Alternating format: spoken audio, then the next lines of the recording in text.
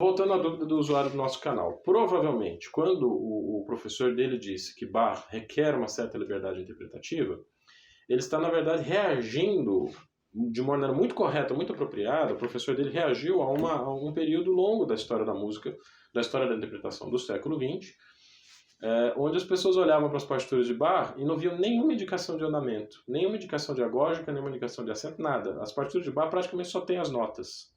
E em alguns casos, fraseados marcados, né? Linhas de fraseados marcados. Como as pessoas estavam acostumadas às notações super informadas do período romântico, que você tem retardando, retenuto, acentos, vírgulas, e uma série de indicações sobre o que o intérprete como o intérprete deve tocar uma obra romântica, eles pensaram, bom, então o Bach é um compositor mais seco. Se ele não escreveu nada, a gente não pode tocar nada. O que se provou uma tremenda assim, esse é um grande engodo histórico, esse é um grande engano que foi cometido na história da interpretação. Eles faziam sim raletantes, faziam sim retenutos, eles tinham sensibilidade às dissonâncias, às conformações dos acordes e à organização das frases. Então cada final de frase era indicada, como final de frase é lógico, né, que era indicado. Uma das razões pelas quais a gente sabe disso é por alguns textos que mencionam a organização da composição como a organização da fala, como a organização de um discurso. Ora, a gente fala assim, sem pausa, sem respiração, sem nada, o valor das palavras é rigorosamente o mesmo? Não. A gente varia muito a entonação das palavras e das frases conforme a importância que essas palavras e frases têm na nossa conversa, né?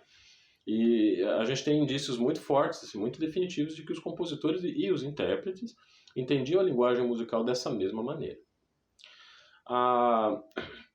Mas essa questão de você agrupar os acontecimentos dentro de frases maiores pode ser, talvez, um diferencial, né, na abordagem de frase em relação ao período barroco. No barroco a gente fragmenta muito mais a música do que no período romântico. Essa fragmentação pode ser entendida em alguns casos como liberdade interpretativa. Eu prefiro usar um outro termo, eu prefiro usar resposta à estrutura da música. A gente precisa explicar aquilo que a gente está lendo na partitura, né? E se o que a gente lê na partitura é diferente de uma peça romântica, isso tem que ter outra cara, tem que ter outra conotação. E não se trata, na verdade, de liberdade interpretativa. Na verdade, nós somos presos. A interpretação ela não acontece dentro de um ambiente de absoluta liberdade. Se eu sou completamente livre para interpretar a legislação, então eu estou agindo fora da lei, correto? No caso da partitura, das partituras, de uma obra musical, é exatamente a mesma coisa. Se eu usar de liberdade, que liberdade é essa? Claro que eu tenho liberdade para tocar da maneira como eu quiser. Eu não tenho como fugir de mim mesmo. Eu não posso imprimir a uma peça que eu toco uma interpretação de outra pessoa. Essa interpretação sempre vai ser minha. Mas que minha é essa? Que interpretação minha é essa? É a interpretação de alguém que leu a partitura, que compreendeu o texto? Ou é a interpretação que está utilizando a partitura somente para aparecer as minhas habilidades interpretativas? O que eu posso fazer com o meu instrumento? Né? Todo o problema da interpretação musical está assentado sobre esse dilema.